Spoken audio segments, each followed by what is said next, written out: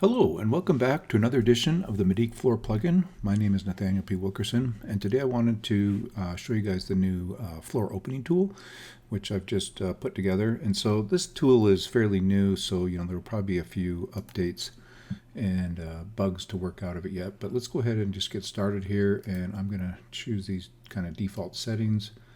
I think I'll just use a 9.5-inch floor here. TGI floor. So we'll just go ahead and make a floor real quick. Just a simple rectangle to start with. And so there's our floor. Okay, so what I'm going to do is I'm also going to put a grid using the grid tool in the Medeek project plugin. I'm just going to put a grid right on top of the sheathing here. I think this is usually the easiest way to create these openings. And the reason why is because it's if you want to draw the opening on top of your sheathing. I mean, you don't have to, but it just makes it easier in my opinion. And if you have this grid here, it's a lot easier to get things dimensionally accurate. Okay, so there we go. We've got a regular typical I-joist floor with, I think it's a 3/4 inch sheathing. Okay, so now what I'm going to do is I'm going to go ahead and click this new, as you can see, we've got this toolbar here, right? The floor openings toolbar with 5 icons. And it's pretty self-explanatory. It's very similar to the floor covering tool, actually. So I'm just going to go ahead and click this tool now, and that is the floor covering tool. And you can go from polyline to face mode here by clicking this, similar to the floor covering tool. I'm just going to leave it at that. I'm going to go ahead and change this header depth. So the header is, we call them headers. I mean, I guess it's kind of like the rim joists that go around the perimeter of the hole. So I'm going to change that depth to 9.5 so that it matches the I-joist. So just so you guys know, it will not automatically detect the depth of your floor. I may play with that at some point, but right now you basically manage that here. And I'm also going to add in an option here eventually for I-joists, but right now this particular feature should be disabled. So let's go ahead and just leave everything kind of as default here, and we'll go ahead and create a opening. So I'm just going to go ahead and just make a square rectangular opening. Nothing too complicated. And by the way, you can create any opening that you like. You don't have to make a square opening per se. All right, so there you go. And you can see we've got an I-joist floor now with a nice little rectangular opening in it. And I'm going to turn off the sheathing here actually, just to show you guys kind of what's happening with those headers or rim joists that are going around. Okay, so that is kind of what you get when you first create the floor. Okay, so let's say now we want to move this opening or want to enlarge it. So what you can do is you can click this move tool, and you'll notice when you do that, the little outline blue face, I guess, if you will, that is what allows you now to move or enlarge in this opening. So I'm just going to go ahead and just click, and you'll notice how it highlights green over the edge as you mouse over it.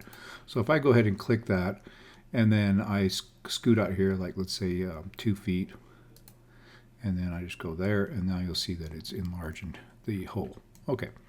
So that's basically all there is to moving a hole. And if you have a hole with multiple sides, like let's say you have a kind of an L-shaped hole, you can do that for any one of these sides.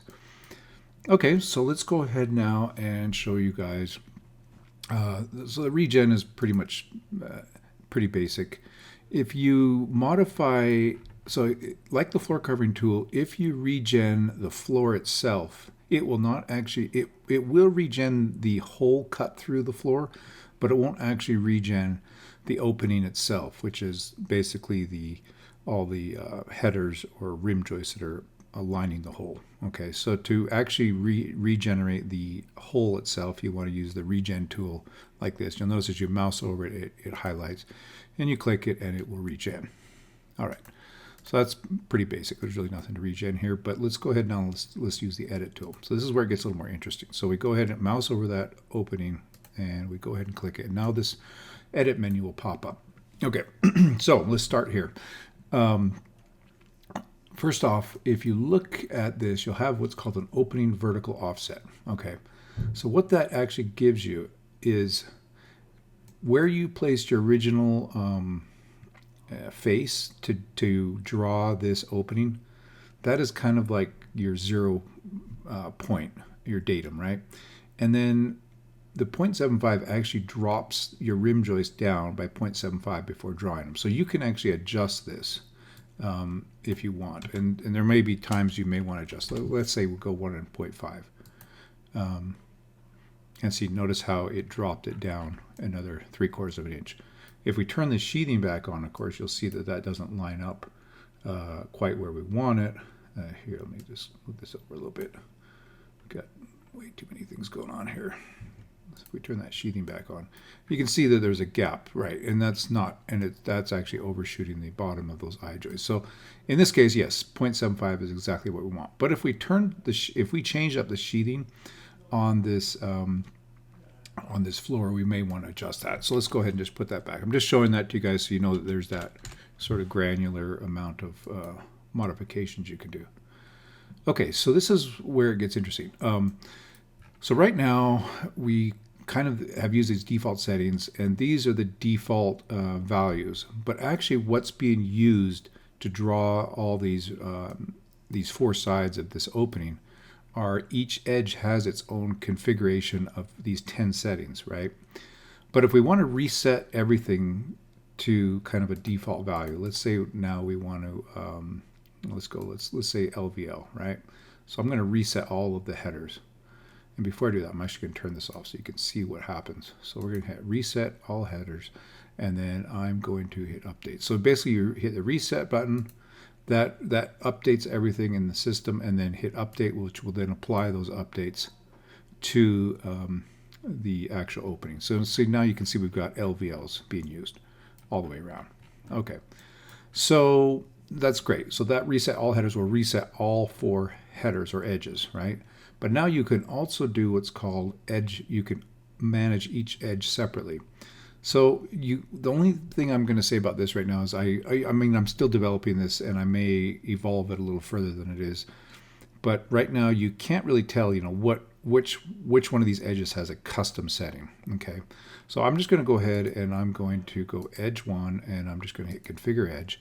And when you do that, you'll see you'll have basically the same 10 parameters show up again, but now they're just applied to edge number 1, right? So I'm going to actually, just to see which edge this is, I'm going to change this like to 6 inches, hit update edge. That closes that, and I'm going to hit the update the whole thing again. Okay, so now we can see that edge, this is edge 1 right here, this first one right here, horizontal, right? And what I did is I actually extended that edge. Okay, so I actually don't want to do that, so I'm going to go back into edge 1, and I'm just going to set this back to 0. Okay, hit update edge, and then I'm going to go ahead and edge 2 here, and just to show you what you can do with this, let's see here. I am going to actually measure, let's see how far we want. We want to come across here and reach out and hit this. So we got, let's see, 1 foot, 13 and 5/8 inches, right? Okay, so let's assume that it's symmetric, and I think it probably is. So I'm going to configure this edge, and I'm going to go start, I think it's 13.625, and then I'm going to set this 13.625. Okay, I'm going to update that edge, and I'm going to hit update here again. That updates the whole thing. Okay, so now that's actually edge 2. So edge 4 is the one directly opposite it, right? So now you can see how we've basically are able to extend these headers to reach those other eye joists, and then of course hang off of them. So I'm going to go ahead and hit edge 4, and I'm going to configure that one, and also go 13.625. So, there's a lot of control here, but it does require you to do a little bit of, mucking around with it to get it just right. Now I'm going to go ahead and update. So right now the way I have it is once you configure an edge, it doesn't actually apply that to the opening. What it does is it's actually applying those that new data into the actual arrays or into the database. But then to actually apply those changes, you hit the update here. Okay. So there we have it. There's basically a framed out opening using LVLs as your headers, and I guess you can call these trimmers, but basically I just call them headers. I haven't enabled the hangers yet. options, and I haven't enabled the I-joists yet. As you can see, they're grayed out. So that is something next I need to work on. But I just wanted to get this out there and kind of get everybody's feedback on it and see what everybody thought about the features and what other things I could do. One thing I would like to do actually is have it where once you do set some custom settings for one of these edges, that it might show the status and say, hey, this edge and this edge are have custom settings applied, whereas the other ones do not. So that may be something I want to add in.